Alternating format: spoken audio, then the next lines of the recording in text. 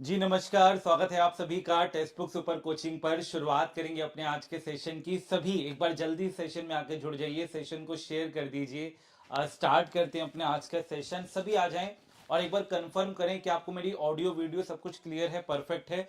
तो जी शुरुआत करते हैं नमस्कार, फिर स्वागत है सेशन आप की। सभी का text book super ready? Coaching पर। शुरुआत करेंगे अपने आज के सेशन चलिए, की। सभी बहुत एक बार बढ़िया, जल्दी सेशन में गजब। आके जुड़ तो जाइए, आज का सेशन आपका को शेयर सेशन कर दीजिए। बिल्कुल हमारे स्टार्ट करते हैं एग्जाम अपने पर आज जो का सेशन। आधारित है सभी वो आ होने जाएं वाला है। और मैं एक बार चाहूंगा हर कंफर्म एक करें बच्चे कि से आपको मेरी ऑडियो वीडियो सर जी सब कुछ वॉइस क्लियर कम है, आ रही है। परफेक्ट है। तो तो जी शुरुआत करते हैं नमस्कार, फिर स्वागत है सेशन आप की। सभी का text book super ready? Coaching पर। शुरुआत करेंगे अपने आज के सेशन चलिए, की। सभी बहुत एक बार बढ़िया, जल्दी सेशन में गजब। आके जुड़ तो जाइए, आज का सेशन आपका को शेयर सेशन कर दीजिए। बिल्कुल सही है, हमारे स्टार्ट एग्जाम अपने पर आज जो का आधारित है बिल्कुल वो आ होने जाए। वाला है। मैं डबल चाहूंगा हर कंफर्म एक करें बच्चे कि से आपको मेरी ऑडियो वीडियो सर जी सब कुछ वॉइस क्लियर कम है, आ रही है। परफेक्ट है।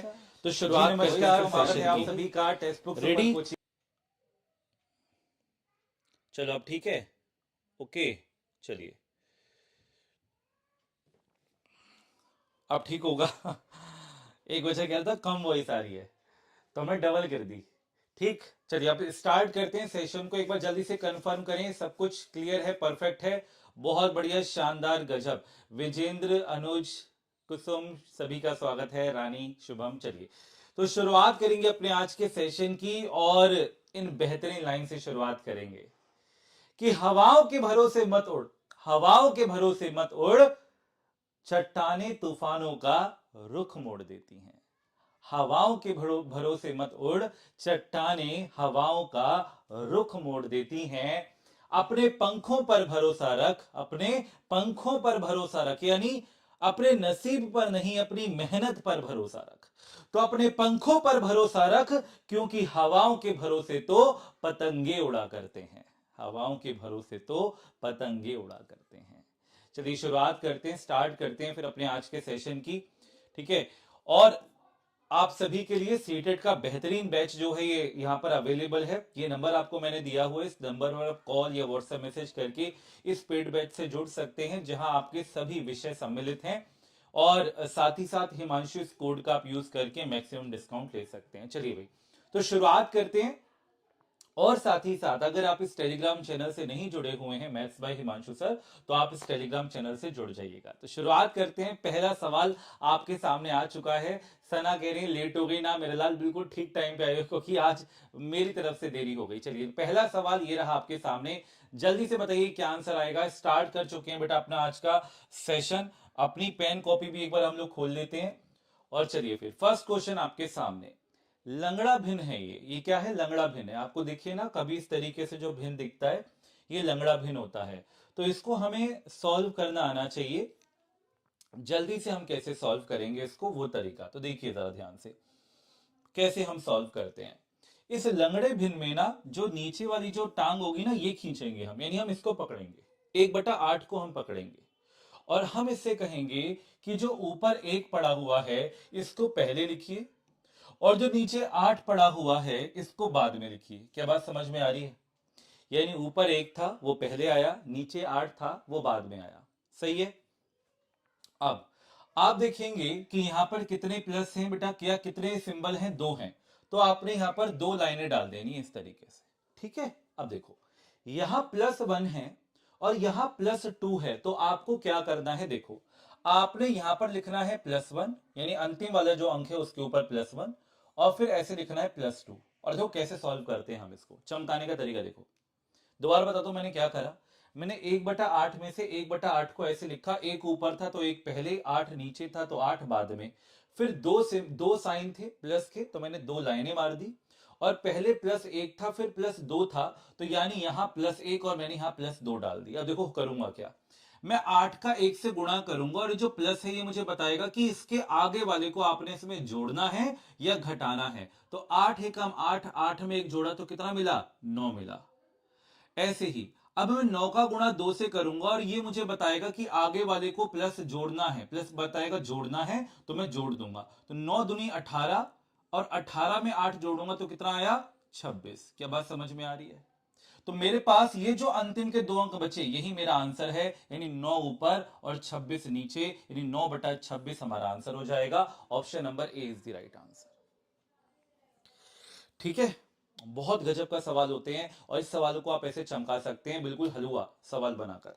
अगला सवाल ये रहा आपके सामने बेटा, क्वेश्चन नंबर 2 आपसे कह रहा है निम्नलिखित में से भुजाओं का कौन सा युग्म त्रिभुज बना सकता है। ठीक है, निम्नलिखित में से भुजाओं का कौन सा युग्म त्रिभुज बना सकता है। आंसर करें, जल्दी से बताएं क्या आंसर आएगा। क्या कोई भी तीन भुजाएं मिलकर हमारा त्रिभुज बना सकती हैं? नहीं, उनके लिए कंडीशन होती है। क्या कंडीशन होती है? कि कोई भी दो भुजाओं का योगफल तीसरी से हमेशा बड़ा होना चाहिए और कोई भी दो भुजाओं का अंतर तीसरी से हमेशा छोटा होना चाहिए। योगफल मतलब उनकी लंबाई का योगफल। अब यहां पर आते हैं जी, बच्चे आंसर कर रहे हैं, ऑप्शन नंबर बी की तरफ जा रहे हैं। पहले विकल्प पर आते हैं।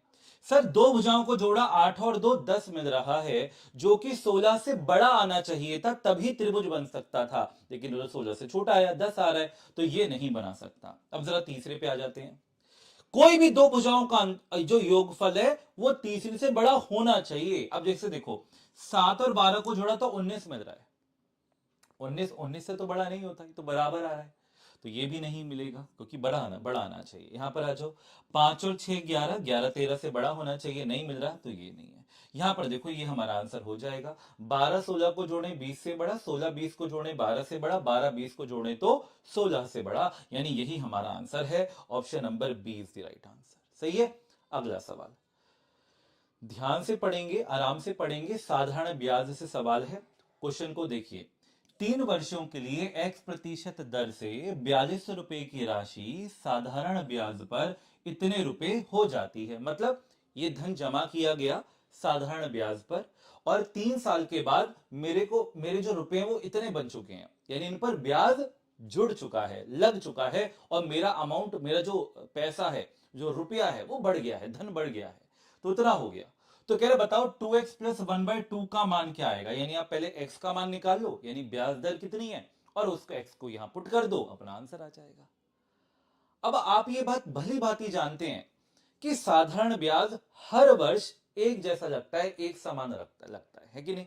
तो मैं ये देखूंगा कि जो रुपया 4200 था, अब वो 5586 हो रहा है, तो कितना ब्याज जुड़ा, कैसे पता लगेगा? अंतर देख लो ना सर, कि पहले वो रुपया 4200 था, अब 5586 हो गया है, तो कितना ब्याज जुड़ा, तो इनके बीच का अंतर देख लो। अंतर देखो कितना आ रहा है, 6, सॉरी डबल जीरो नहीं, 8, यहां पे 1 और यहां पर 1, 1186 का ब्याज जुड़ रहा है, लेकिन ये 3 सालों का ब्याज है। अगर मुझे ब्याज दर देखनी है तो ब्याज दर होता है प्रति वर्ष कितना ब्याज, तो 1 साल का ब्याज कितना, तो प्रति वर्ष का ब्याज निकालने के लिए क्या करेंगे, इसको 3 से भाग कर देंगे। तो 3 से जब भाग किया तो बेटा कितना आया, देखो ध्यान से, कि 3 3 9, 2 बचा, 3 में 27। सही है क्या? कुछ गड़बड़ तो नहीं हुई है? एक बार चेक कर लो। अरे है, ये 4200 था, 4400 गलती से लिख दिया है ना, ये 4200 था। 6 8 3 और 1, 1386 आएगा बेटा। 1386 को 3 से भाग करते हैं तो 3 चौक 12, 3 छक 18 और 3 दूनी 6, 462। 462 रुपए ये 1 साल का ब्याज है, और मुझे बस अभी ये देखना है, ये 1 साल का ब्याज मूलधन यानी 4200 का कितना प्रतिशत है, तो 4200 से भाग करो और 100 से गुणा कर दो, यह देखने के लिए कि 462 इसका कितना प्रतिशत है। तो 2 जीरो से 2 जीरो गई, 42 एकम 42 और 42 एकम 42, 11% ब्याज दर आ गई।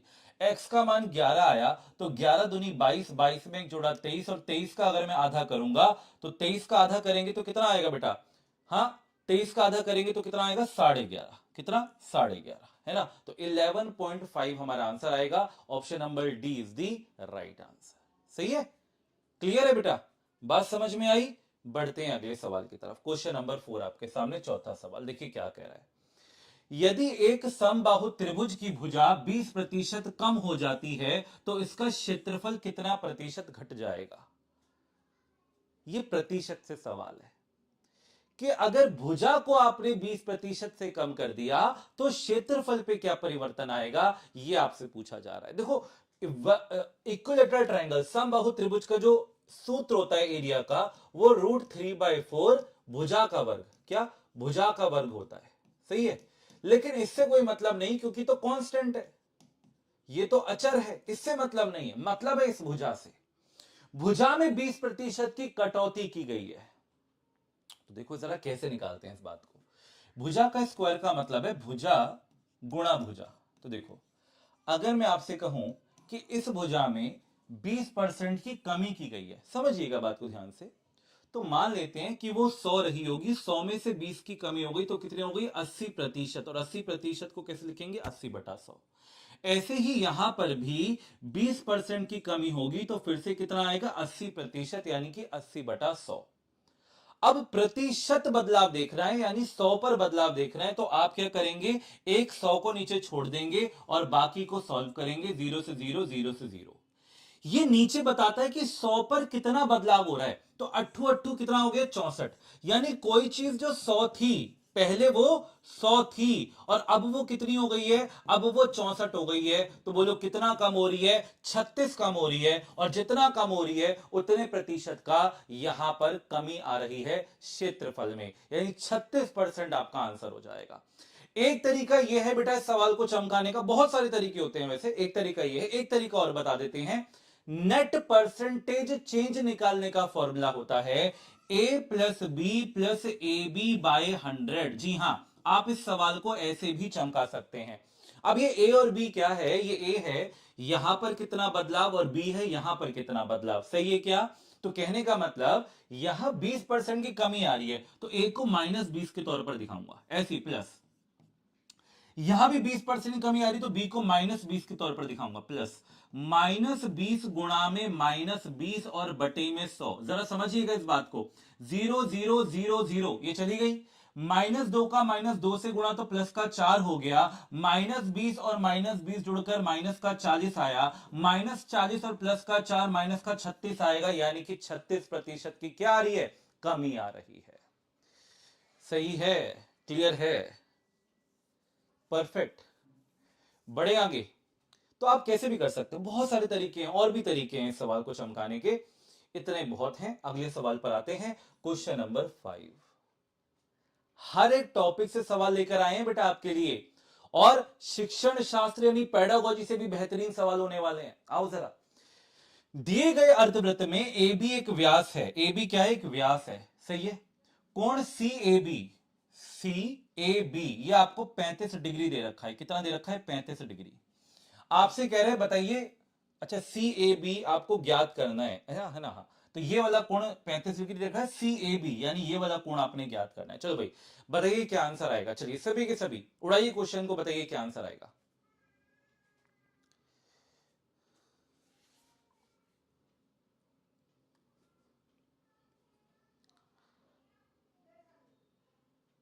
बड़े आगे आओ जरा, यहां पर ध्यान से देखिएगा। अगर हम यहां पर देखें बेटा, ये डायमीटर है यानी कि व्यास है, ठीक है। आपको पता होना चाहिए कि एक अर्धवृत्त में इस व्यास यानी डायमीटर से उस अर्धवृत्त में जो कोण बनता है वो 90 डिग्री का बनता है बेटा। Angle in semi circle is equals to 90 degree. उस व्यास से, उस डायमीटर से इस अर्धवृत्त के किसी भी बिंदु पर जो कोण बनेगा वो हमेशा 90 डिग्री का बनेगा, यह आपको पता होना चाहिए, सही है। तो अगर हम ये कहें ये 60 डिग्री है बेटा जी, ये 90 डिग्री है, तो बोलो ये कितना बनेगा, तो बोलो 60 और 90 कितना बना, 150, और तीनों का योगफल होता है 180। तो अगर ये 150 है तो ये कितना हो जाएगा, 30। भाई 150 में 30 जोड़ेंगे तभी तो 180 मिलेगा। और ये पूरा कोण बेटा कितना होगा, 30 और 35 यानी कि 65 डिग्री, यानी ऑप्शन नंबर बी हमारा बिल्कुल सही जवाब है। तो जितने बच्चे बी आंसर कर रहे हैं उन सभी का आंसर बिल्कुल सही है। क्लियर, बड़े आगे क्वेश्चन नंबर 6 पर आए। अगला सवाल, छठा सवाल, ध्यान दीजिएगा। प्राथमिक स्तर पर आकृतियों के निम्नलिखित में से किस पहलू पर विचार नहीं किया जाता है, आपसे यह कहा जा रहा है, नहीं किया जाता है। यह सवाल बहुत पूछे जाते हैं सीटेट के अंदर, नहीं किया जाता है। जल्दी से बताएं क्या आंसर आएगा। अरे आपस में बातचीत बंद करो, मैं जब से तुम्हारे कमेंट देख रहा हूं। अरे बेटा ये आपस में बातचीत मत करो, इनका कोई मतलब नहीं है। आपने ना उसका चेहरा देखा ना उसने आपका चेहरा देखा, आपस में लड़ झगड़ के क्या कर लोगे, कुछ नहीं। एक बोल रहा है बोल दे दो, बाद में चुप हो जाएगा, जरूरी थोड़ी है रिप्लाई करना, ठीक है। चलो जल्दी से बताओ क्या आंसर आएगा। इग्नोर करिए बेटा, आपके हिमांशु सर हैं, आप परेशान मत हो, मुझे दिखेगा मैं खुद जवाब दे दूंगा बेटा। आओ जरा पढ़ो चुपचाप से। देखो क्या कह रहा है, ध्यान दीजिएगा। कहता है कौन सा नहीं पढ़ा जाता। देखो देखो बेटा, पैटर्न पढ़ा जाता है, सिमेट्री भी पढ़ाया जाता है, टेसिलेशन चौपड़ भी पढ़ाया जाता है, एंगल यहां पर नहीं पढ़ाया जाता। तो ऑप्शन नंबर बी यानी कोण हमारा आंसर हो जाएगा ना, बी है ये, सेकंड ऑप्शन है। तो कोण हमारा आंसर होगा, ठीक है, एंगल हमारा आंसर हो जाएगा। अरे कौन है ये इसने भोंपू हेडफोन बना दिए, क्या हो गया, वॉइस में क्या हो गया, दिक्कत हो रही है? हाँ रुको जरा मैं चेक कर लेता हूं, वॉइस में कोई दिक्कत तो नहीं है भाई? भाई ये दो ही तो चीजें हैं, ध्वनि, ध्वनि अगर आपके पास ठीक से नहीं पहुंचेगी तो कैसे पढ़ाई होगी भाई? अगला सवाल आपके सामने बेटा, बताओ जल्दी से क्या आंसर आएगा। मैं एक बार चेक कर लेता हूं, मैं एक बार चेक कर लेता हूं, और मैं यहीं पे चेक कर लेता हूं ना, इसी में चेक कर लेता हूं, साथ के साथ ये भी दिख जाएगा भाई कि हमारे बच्चों ने चलो बाद में देखेंगे, अभी पहले यहाँ पर देखिए जरा, जल्दी से बताइए क्या आंसर आएगा जल्दी से, क्योंकि आज काफी सवाल हैं, हम काफी सवाल करने वाले हैं। यहाँ पर देखिए जरा, जल्दी से बताइए क्या आंसर आएगा जल्दी से, क्योंकि आज काफी सवाल हैं, हम काफी सवाल करने वाले हैं। ठीक तो है आवाज, क्या हो गया? आओ जरा, चौपड़ का प्रयोग कह रहा है, चौपड़ का प्रयोग किस सतहों, किन सतहों के लिए किया जाता है? तो देखिए चौपड़ का जो प्रयोग है वो हमेशा फ्लैट सरफेस पे किया जाएगा। चौपड़ बेसिकली होता क्या है, आपको मैंने कई बार बताया भी है कि जैसे ये सपाट सतह है और यहां पर मैं अलग अलग आकृतियों का प्रयोग करके एक अब मैं पैटर्न बना रहा हूं बेटा, और ये असीम रूप से मतलब ये फैलता जाएगा। जैसे मान लीजिए मैं स्क्वायर यानी वर्ग की सहायता से बिना गैप, गैप नहीं होना चाहिए इसमें, समझ रहे हैं, गैप नहीं होना चाहिए, इस तरीके से मैं एक पैटर्न बना रहा हूं, तो इसी को हम टेसलेशन यानी कि चौपड़ कहते हैं। सही है, तो इसको हम चौपड़ कहते हैं। तो ये फ्लैट सरफेस पर होता है, हमेशा ये बात ध्यान में रखिएगा। अगला सवाल, क्वेश्चन नंबर 8, तीन बहुभुज जो एक नियमित चौपड़ बना सकते हैं वह त्रिभुज हैं, वर्ग हैं, और तीसरा कौन सा है आपने यह बताना है। आंसर करिए, बताइए क्या आंसर आएगा। चलिए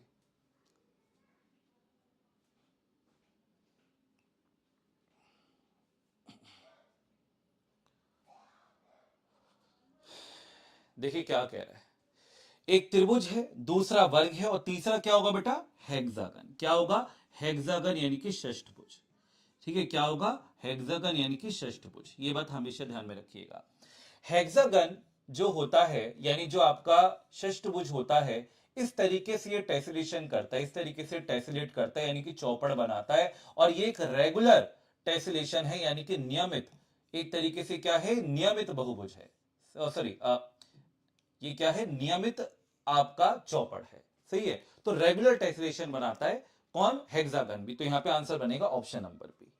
क्लियर, बड़े आगे तो तीन होते हैं, एक वर्ग, एक त्रिभुज, और एक तीसरा आपका हो जाएगा हेक्सागन। अगला सवाल बताइए क्या आंसर आएगा, सभी आंसर करें।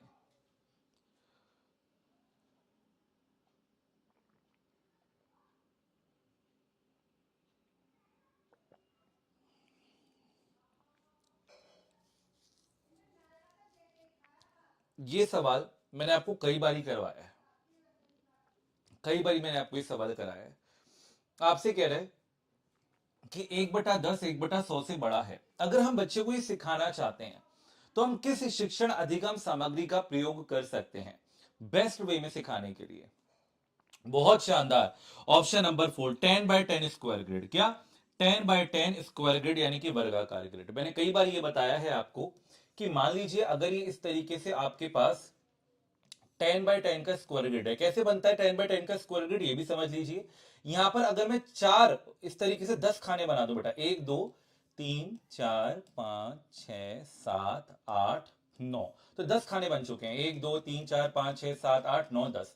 ऐसे ही इधर बना दो, 1 2 3 4 5 6 7 8 9। सही है, तो ऐसे ही हमने यहां पर ये 10/10 का स्क्वायर ग्रिड बना दिया, यानी कि यहाँ पर 100 ग्रिड बन चुके हैं एक तरीके से। अब अगर मैं आपको बोलूं, मैं बच्चे को ये समझाना चाहता हूं कि 1/10 को हम कैसे दर्शाएंगे, तो हम कहेंगे ये जो पूरी यूनिट है ये एक के तौर पर है, ये क्या है, 1 है। अब मैं इसको 10 बराबर हिस्सों में बांटना चाहता हूं, तो बच्चों को बोलूंगा कि 10 बराबर हिस्सों में बांटूंगा, तो एक हिस्सा ये हो गया, और इसी तरीके से 10 बराबर हिस्से हो गए। तो ये जो एक हिस्सा है ये क्या कहलाएगा, 1/10, ये क्या कहलाएगा? 1/10। कि ये जो पूरा हिस्सा था इसको मैंने 10 बराबर हिस्सों में बांट दिया, और ये जो एक हिस्सा है ये एक ये है ना? तो एक हिस्सा ये है और जितने बराबर हिस्सों में बांटा वो ये 10 हो गया। अब 1/100 को कैसे दर्शा सकते हैं? कि ये जो पूरी एक यूनिट थी इसको हमने 100 हिस्सों में बांट दिया, और उसमें से अगर मैं एक हिस्से को प्रदर्शित करना चाहूं तो मैं बोलूंगा कि ये 100 हिस्सों में से एक हिस्सा है। तो बच्चा देख के समझ जाएगा, सर ये छोटा है और ये बड़ा है, ये ज्यादा है, यानी ये बड़ा है। तो बच्चा बोलेगा 1/10 बड़ा होगा 1/100 से। तो इससे हम बच्चे को बहुत बेहतरीन तरीके से समझा सकते हैं। अगला सवाल, गणित में निम्नलिखित में से किस शिक्षण सहायक सामग्री का उपयोग दृष्टिबाधित छात्रों के लिए नहीं किया जा सकता? क्या नहीं किया जा सकता? आंसर करिए बेटा, बताइए क्या आंसर आएगा। चलिए आंसर करिए।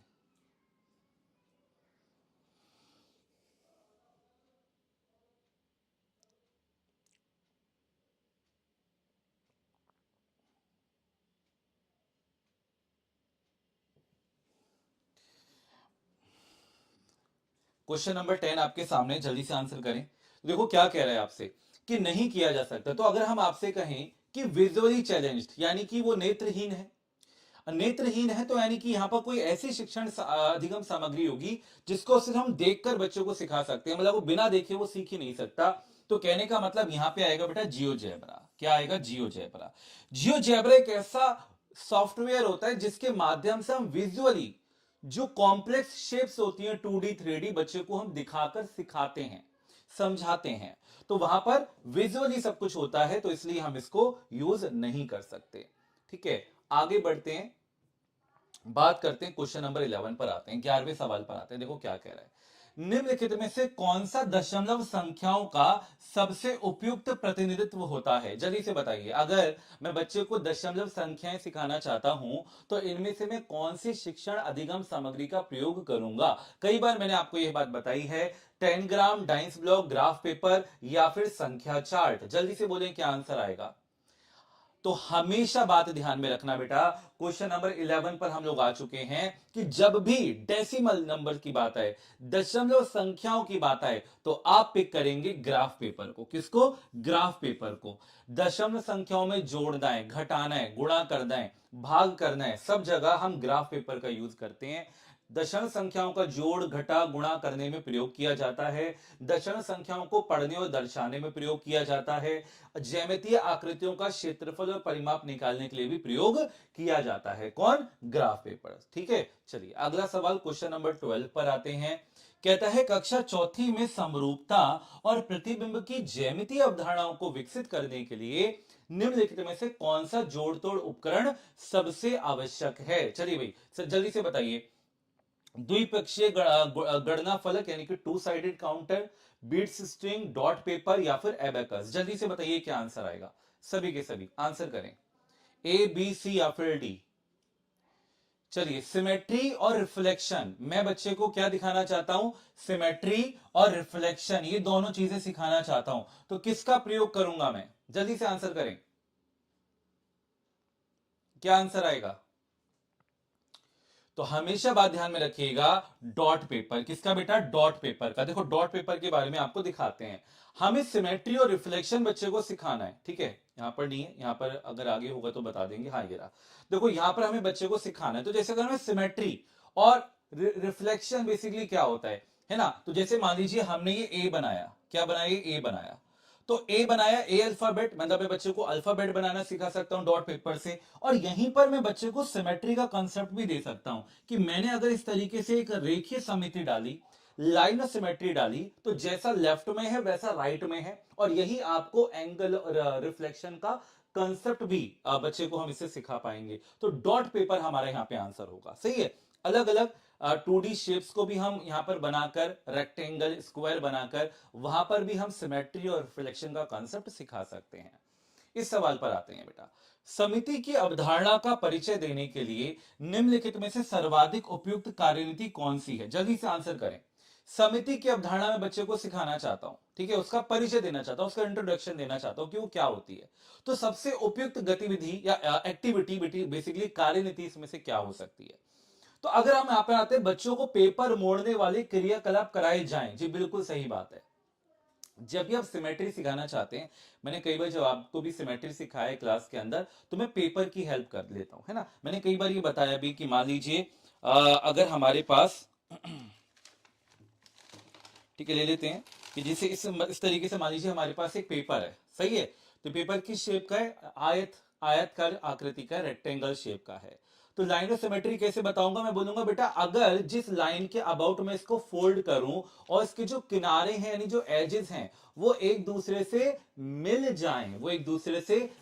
जाएं, तो जिस लाइन के अबाउट मिलेंगे उसको मैं लाइन ऑफ सिमेट्री बोलूंगा, यानी जिस रेखा के सापेक्ष में मिलेंगे उसको मैं रेखीय सममिति कहूंगा।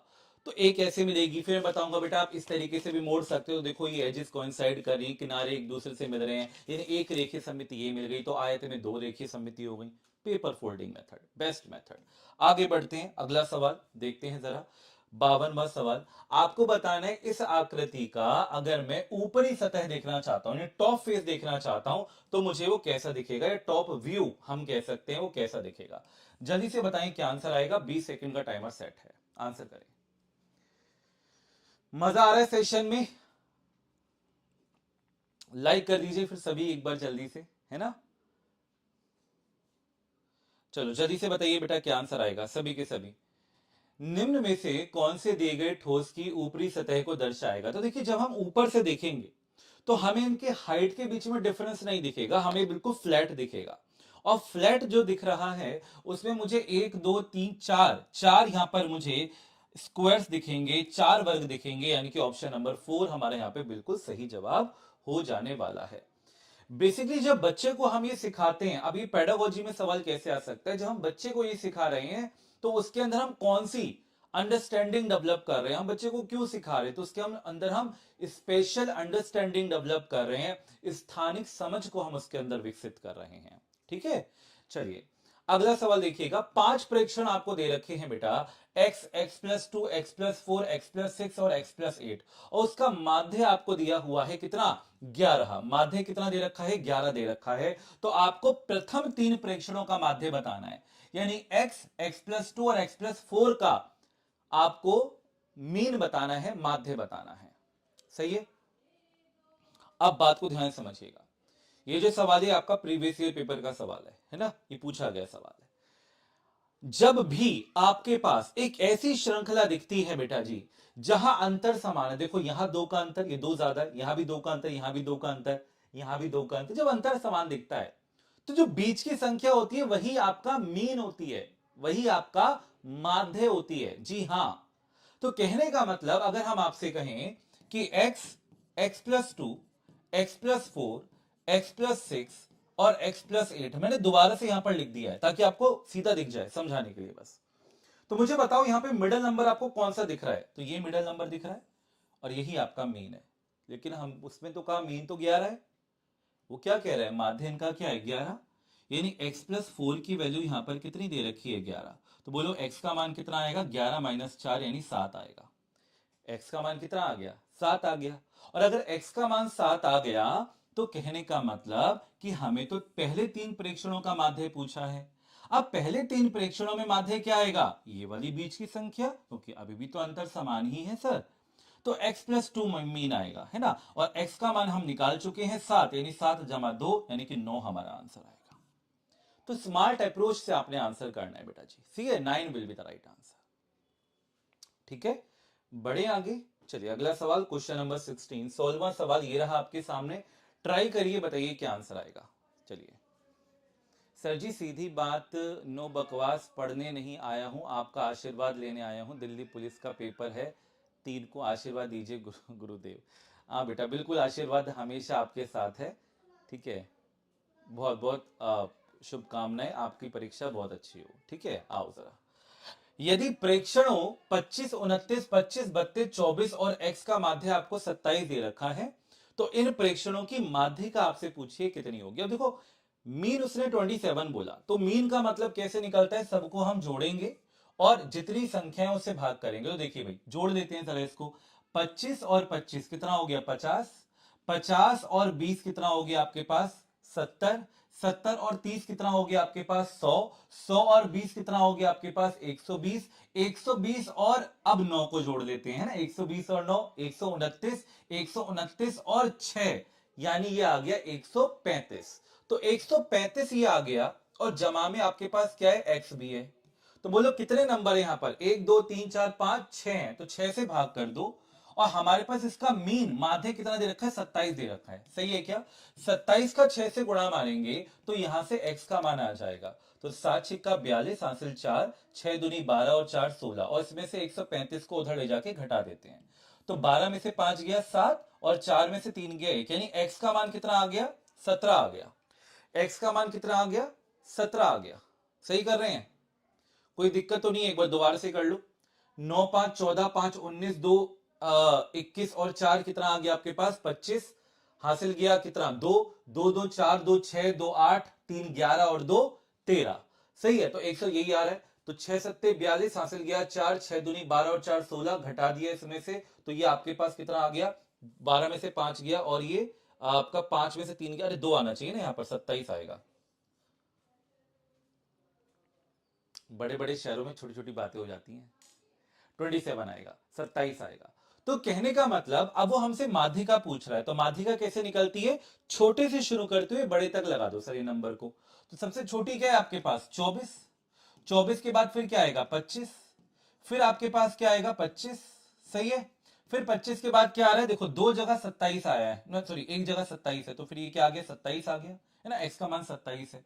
27 के बाद क्या आ गया 29 आ गया, 29 के बाद क्या आ गया 32 आ गया। तो हमसे माध्यिका पूछी थी, तो बोलो माध्यिका अगर हमें निकालनी तो वो क्या आएगी, बिल्कुल बीचों बीच की संख्या आएगी। तो 25 और 27 के बीच में क्या आएगा 26 आएगा, यानी कि option number 3 will be the right answer. मैं देख पा रहा हूं काफी बच्चे 27 आंसर कर रहे हैं, 27 x की वैल्यू आएगी, 27 आंसर नहीं होगा, 27 x का मान आएगा, जो माध्यिका आएगी वो 26 निकल के आएगी। बहुत गजब का सवाल है, मीन और मीडियन दोनों वो आपसे पूछ रहा है, दोनों वो आपसे पूछ रहा है, समझे। बढ़े आगे, चलो अगला सवाल क्वेश्चन नंबर 17। 16 के बाद 18 कैसे आ गया, लगता है कहीं ना कहीं मिस हो गया, उड़ गया बीच वाला सवाल भाई। चलो इस सवाल पर आते हैं, देखो क्या कह रहा है, निम्नलिखित में से कौन सा ओपन एंडेड क्वेश्चन है, यानी खुला अंत, खुला अंत वाला प्रश्न है, खुले मुख वाला बेसिकली प्रश्न है, ठीक है, ओपन एंडेड क्वेश्चन है। एक ओपन एंडेड क्वेश्चन वो क्वेश्चन होता है जिससे हम बच्चे के अंदर क्रिटिकल थिंकिंग डेवलप कर सकें, लॉजिकल थिंकिंग डेवलप कर सकें, और उस क्वेश्चन के हमेशा आपके एक से अधिक उत्तर संभव होते हैं, एक से अधिक आंसर पॉसिबल होते हैं। तो अब हम यहां पर आते हैं, कह रहे 15 गुणा 3 निकालिए, एक ही आंसर आएगा, तो ये तो नहीं है ओपन एंडेड।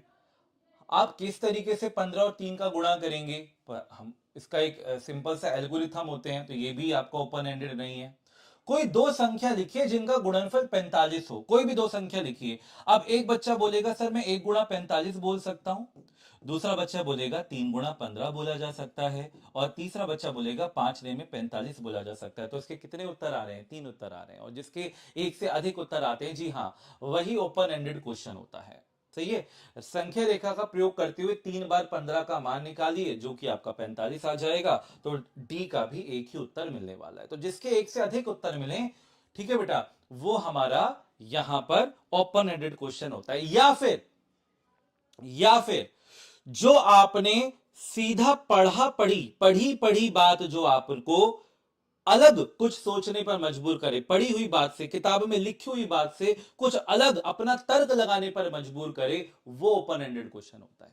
इस सवाल पर आते हैं, निम्न में से कौन सा प्रश्न एक विवृतांत प्रश्न है, यानी कि ओपन एंडेड क्वेश्चन है। देखियो भाई, पहली बात देखिए, why do we see only one face of moon from the earth, यानी पृथ्वी से हमें चंद्रमा का केवल एक ही फेस क्यों दिखाई देता है।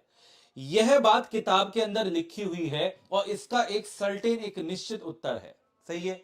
आगे, why does the shape of moon change every day, यानी चंद्रमा का आकार प्रतिदिन क्यों परिवर्तित होता है, क्यों वो अपना आकार बदलता है। आप देखते होंगे कभी ऐसे दिखता है आपको, कभी इस तरीके से दिखता है, पूरा दिखता है। तो इसके लिए भी क्या है, बातें किताबों के अंदर, सामाजिक अध्ययन की किताबों के अंदर वहां लिखी हुई है, सर्टेन है, एक फिक्स आंसर है। Why happens during a lunar eclipse, यानी कि चंद्र ग्रहण के समय क्या होता है यह भी पता है। What would happen if period of rotation and revolution moon are different? क्या होगा यदि चंद्रमा के घूर्णन और परिक्रमण की अवधि भिन्न भिन्न हो। अब देखो यहां पर क्या है, यहां पर अलग अलग हो, यानी घूर्णन परिक्रमण की अवधि अलग अलग हो। अब ऐसा कभी नहीं हुआ, वो फिक्स रहती है ना, वो फिक्स रहती है, अलग अलग नहीं होती। लेकिन वो कह रहा है अगर अलग अलग हो तो क्या होगा, तो बच्चा सोचने पर मजबूर होगा। तो ऑप्शन नंबर 4 अपना करेक्ट आंसर होगा यहां पर।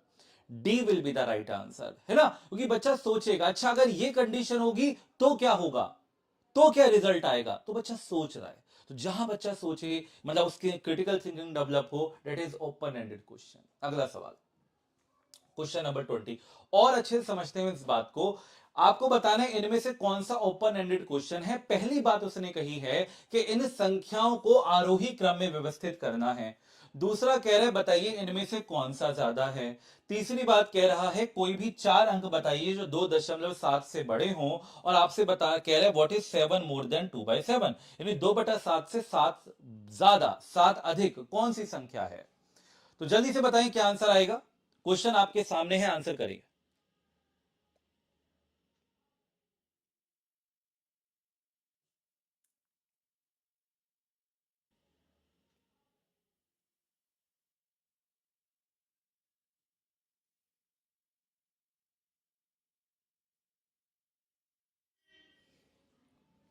देखिए बेटा, ये जो बच्चे डी की तरफ जा रहे हैं, डी की तरफ क्यों जा रहे हैं, अरे हर जगह डी डी थोड़ी होगा। अरे व्हाट इज 7 मोर देन 2/7, ये तो सबको पता है। 2/7 में 7 जोड़ दो, आंसर आ जाएगा, एक फिक्स आंसर है। क्यों कर रहे हो डी की तरफ, क्या फायदा हुआ इतना पढ़ाने का। अरे भैया सी आंसर होगा। Right any 4 number greater than 2/7, 2/2.7 से अधिक कोई भी 4 अंक लिखिए, 4 संख्याएं लिखिए। तो इसके आंसर कई है ना, बहुत सारे आंसर हो सकते हैं। वो कोई भी 4 कह रहा है तो कोई बहुत सारे आंसर हो सकते हैं भाई। 2.7 से अधिक तो बहुत सारी संख्याएं हैं, तो सी आंसर बनेगा। अरे ठान लिया क्या, डी डी डी डी।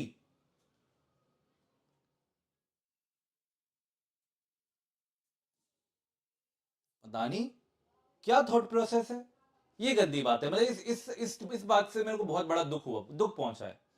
ऐसे नहीं, तो वो जब पढ़ा रहे हैं तो सीरियस होकर पढ़ा रहे हैं, सीरियस होकर समझना है, गलत आंसर नहीं करना। जो सवाल आसान है बेटा उसको गलत नहीं करना, ठीक है। कहां कहीं दिक्कत होती है तो मैं समझता हूं, लेकिन ये तो आसान सवाल है, इसमें क्यों गलत कर रहे हो। सीधी सीधी बात बोल दी आपको मैंने, समझा दी कि जहां आपके एक से अधिक सवाल आंसर आए, एक से अधिक जवाब आए, वो ओपन एंडेड क्वेश्चन है, दैट्स इट। अगले सवाल पर आते हैं, चलिए। प्रॉफिट एंड लॉस, लाभ हानि से सवाल है। अंकित मूल्य क्रय मूल्य से 10% अधिक है। अंकित मूल्य पर 10% की छूट दी गई, तो लाभ या हानि प्रतिशत कितना होगा। जल्दी से बताएं क्या आंसर आएगा। चलो, सोना नहीं है, जागना है बेटा, अब तो परीक्षा आने वाली है। अब सो जाओगे तो कैसे काम चलेगा। सोनू कह रहे हैं वो वॉइस नहीं आ रही है। आएगी आएगी, बुला लो उसको, बुला लो, आवाज मार के बुला लो। देखो कहां है वॉइस।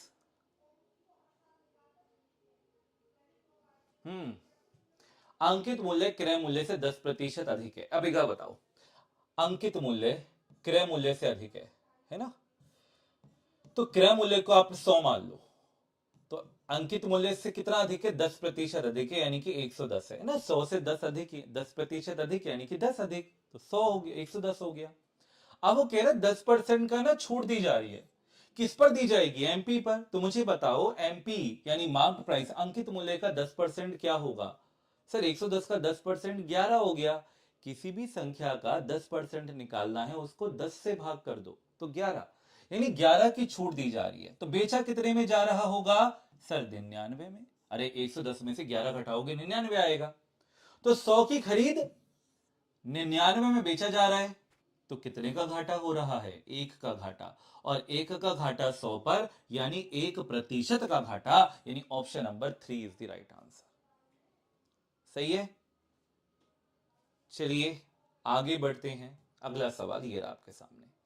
10% और 20% की एकल छूट, एकल समतुल्य छूट आपने ज्ञात कर दी है। इसको हम कहते हैं, जब आप देखते होगे, आप मार्केट में जाते हो तो आपको जैसे बड़े बड़े शोरूम होते हैं, पेंटालून हो गया, कैंटाबिल हो गया। कैंटाबिल तो अब हर जगह ही है ना। पेंटालून भी हर जगह आपने देखा होगा, वो और भी शोरूम है। तो वहां पर ऐसे लिखा होता है लुभाने के लिए, देते बड़ी महंगी महंगी शर्टें हैं, कपड़े, लुभाने के लिए कहेंगे 10% एंड 20% ऑफ, ऐसे करके लिखा होता है, 10% और 20% छूट। तो इसको हम सक्सेसिव डिस्काउंट कहते हैं। तो आपसे कह रहे हैं कि अगर कहीं बोर्ड पर ये लिखा हुआ है तो बताइए कि वो किस डिस्काउंट के इक्विवेलेंट है, यानी एकल छूट बता दो कितनी है। तो इसको समझाने के लिए मैं आपको समझाना चाहूंगा कि मान लो कि कोई वस्तु है, उसका मूल्य कितना है, 100 है, मतलब अंकित मूल्य 100 है। अब कह रहे 10% की छूट, इसका मतलब है 100 का 10% कितना हुआ बेटा, 10, यानी 100 पर 10 की छूट जाएगी, कितना हो गया, 90 हो गया। कितना हो गया, 90। अब 90 पर 20% की छूट, जी हां, 10% और 20% का मतलब होता है कि पहले 10% और फिर 20% की छूट। तो 90 का 20% निकालना है, बोलो 90 का 10% कैसे निकलेगा, इसको 10 से भाग कर दो। 90 का 10% 10 से भाग कर दो, यानी कि 9। और 9 अगर 10% है तो 20% क्या होगा, 9 का दुगना, यानी 18, यानी 18 की छूट यहां पर और मिलेगी। तो 90 में 18 की छूट, यानी 72 में बेचा जा रहा है। कितने में, 72 में। अब देखो 100 की चीज थी, 72 में बेचा जा रहा है, तो कितना डिस्काउंट दिया जा रहा है, 28 का, यानी 28% का यहां पर इक्विवेलेंट डिस्काउंट आएगा। यानी option number 2 is the right answer. ये 30 वाले गजब हैं, इन्होंने क्या करा होगा, ये रहा 10, ये रहा 20, ये हो गया 30। अरे ऐसे नहीं होता, हाथ जोड़ के कह रहा हूं, ऐसे नहीं होता, ऐसे होता है बेटा। अब देखो इसको डायरेक्टली आपने कैसे निकालना होता है, तो समझाने के लिए था। आपको डायरेक्टली कैसे निकालना होता है वो समझो। आप मानोगे उसकी वैल्यू थी 100%, तो 100% में से अगर मैंने 10% डिस्काउंट दे रहा हूं, दैट मींस 10% माइनस कर दिया, तो कितना हो गया, 90%। तो ऐसे लिखोगे 90/100। क्या बात समझ में आ रही है। 100 में से 10 को माइनस करोगे तो 90/100, ठीक है। आगे 100 में से 20 को माइनस करोगे तो कितना आएगा, 80/100। मतलब जो भी दे रखा है उसको 100% में से माइनस कर दो और लिख दो। अब क्या करना है, देखो आपको प्रतिशत डिस्काउंट देखना है, यानी 100 को नीचे छोड़ दो। सुना बात को ध्यान से, 100 को नीचे छोड़ दो और बाकी को सॉल्व करो। 0 से 0, 0 से 0, 9 अट्ठे 72 और नीचे आया 100। मतलब ये बताएगा कि जो चीज पहले 100 थी वो अब 72 हो गई है। तो बोलो कितने की कमी आई, 28 की कमी आ रही है, यानी 28% की छूट। तो डायरेक्टली ऐसे कर सकते हो, ये समझाने के लिए था, है वही चीज, लेकिन डायरेक्टली आपने ऐसे करना है। ठीक है भाई, मजा आ रहा है, समझ में आ रहा है। अगला सवाल लो, अगला सवाल, नेक्स्ट क्वेश्चन। दो संख्याएं 11:6 के अनुपात में हैं, यदि उनका HCF 4 है तो छोटी संख्या ज्ञात करें। जल्दी से बताइए क्या आंसर आएगा।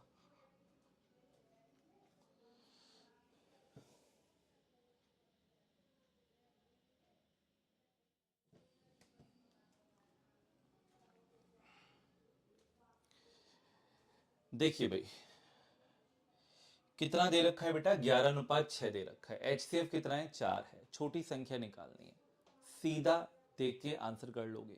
जब भी दो संख्याओं का अनुपात दे, उनका HCF दे, तो भैया संख्याएं तो आपके हथेली पर होंगी। आप मुझसे पूछे छोटी संख्या कौन सी है, तो बोलो अनुपात में छोटा कौन सा अंक है, 6, तो 6 का गुणा 4 से करो और 6 चौक 24 आंसर आ गया।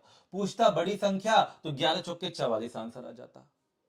इससे हलवा सवाल तो पूरे गणित में नहीं होगा। अरे बोलो होगा क्या, नहीं होगा। तो यही हमारा आंसर है, सही है क्या। तो 6 चौक 24 हमारा आंसर आएगा। अच्छा मजा आ रहा है, हाँ पूरा आनंद ले रहे हो सेशन का। अब हम देखते हैं कि कितना आनंद ले रहे हो। आनंद लेने का मतलब सर पसंद कितना आ रहा है हमारे बच्चों को, हाँ पसंद भी तो आना चाहिए भाई। तो आओ जरा देखते हैं कितना पसंद आ रहा है सेशन। आओ आओ जरा देखते हैं कि हमारे बच्चे यहां लाइक वाइक कर भी रहे हैं। आए है, देखो देखो देखो, लाइक की संख्या बड़ी कम है। देखो मैंने भी लाइक कर दिया, अब सभी एक बार जल्दी से लाइक के बटन पे क्लिक करेंगे, है ना। सभी एक बार लाइक के बटन पे क्लिक करेंगे और इस मीटर को आप करेंगे। देखो 157 है। अब देखो जल्दी से, जिसने लाइक नहीं किया ना, वो जैसे ही यहां पर लाइक करेगा ये अपने आप बढ़ता जाएगा। जल्दी से लाइक करिए और बस देखिए किस तरीके से नंबर बढ़ रहा है। देखो 163, जल्दी से लाइक करो, आगे और सवाल हैं, फिर जल्दी से करेंगे, सवालों की तरफ बढ़ेंगे, जल्दी से इसको 200 पार करो और फिर सवालों की तरफ बढ़ते हैं। जल्दी से बेटा लाइक करो सारे के सारे एक बार। हाँ बहुत बढ़िया, गजब गजब गजब, जल्दी से। यही जज्बा मुझे चाहिए, लाइक करो बेटा, जल्दी से लाइक करो सभी एक बार जल्दी से, है ना। बहुत बढ़िया बहुत बढ़िया, मात्र 10 और हैं, फिर अपने सवाल पर आ जाएंगे, ठीक है।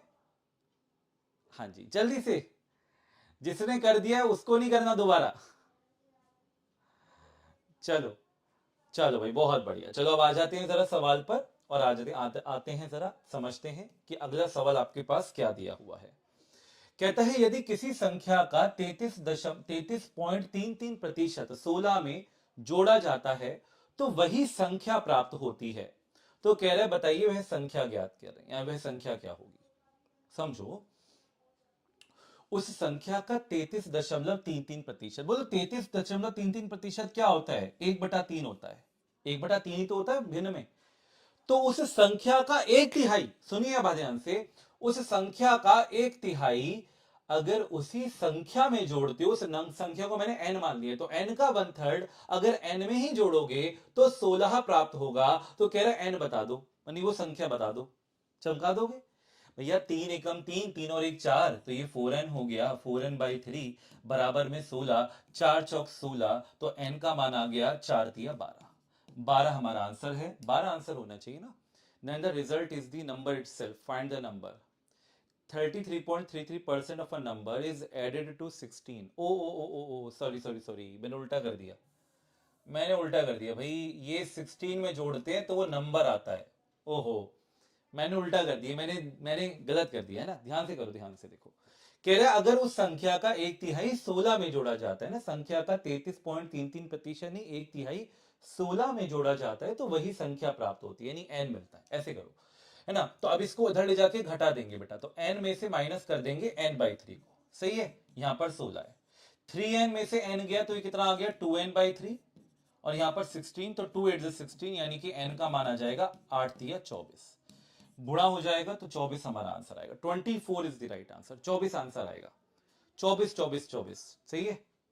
अरे 36 नहीं होगा, 36 कहां से आ गया, सारे के सारे सी आंसर कर रहे हैं। गई भैंस पानी में, बस।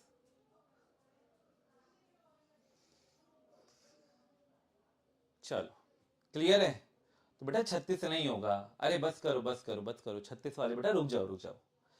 चलो अगला सवाल, और ये सवाल आपका आज का रहेगा होमवर्क क्वेश्चन। ये जो आपको सवाल दिख रहा है ना, ये जो सवाल आपको दिख रहा है, ये आपके सीटेट में बहुत पूछे जाते हैं, भर भर के पूछे जाते हैं ऐसे सवाल, जो ये सवाल अंतिम जो सवाल है।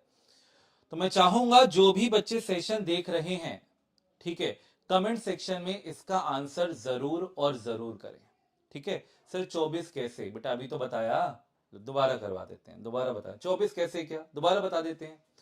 किसी संख्या का 33.33% मेरा लाल, यदि उस संख्या का 1/3 अगर आप 16 में जोड़ते हो तो वह संख्या खुद मिलती है, यानी n मिलती है। तो n में से n/3 को माइनस करोगे तो 2n/3 आ जाएगा, सही है। और 2 से काटेंगे, 2 8 16, 8 तिया 24, 24 आंसर आ जाएगा, ठीक है। चलिए परफेक्ट। अरे एक्सप्लेन ही तो करा था शाहिद, और कैसे करा था बेटा। चलो मिलेंगे आप लोगों से अब नेक्स्ट क्लास में। आज शाम को मैं जुड़ने वाला हूं आप लोगों से, कितने बजे, ठीक 5:30 बजे। और साथ ही साथ एक और इंपॉर्टेंट इंफॉर्मेशन मैं आप सभी को दे दूं। देखो अगर किसी ने यह टेलीग्राम चैनल ज्वाइन नहीं किया है तो आप सभी इस टेलीग्राम चैनल को ज्वाइन कर लो, लाइक कर दो भाई सेशन को सभी जाने से पहले एक बार, है ना। जिसने भी अभी तक यह टेलीग्राम चैनल ज्वाइन नहीं किया हुआ है तो आप सभी इस टेलीग्राम चैनल को ज्वाइन कर लो, ताकि जब भी मेरे सेशन हो तो आपको वो नॉलेज आपको मिलती रहे, वो लिंक्स आपको मिलती रहे, है ना। तो मैथ्स बाय हिमांशु सर ये टेलीग्राम चैनल है, आप सभी इस टेलीग्राम चैनल से जुड़ जाइए।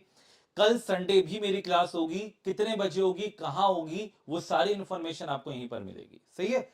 और साथ ही साथ आप सभी के लिए सीटेट का बेहतरीन बैच अवेलेबल है सुपर कोचिंग पर, जिसमें सभी विषय सम्मिलित हैं। मेरी वहाँ पे गणित की जो कक्षाएं वो चल रही हैं, बेहतरीन classes, mock test, previous paper, सब कुछ है। तो आपको मैंने नंबर ही प्रोवाइड किया हुआ, इस नंबर पर आप कॉल या व्हाट्सएप मैसेज करके इस बैच से जुड़ सकते हैं।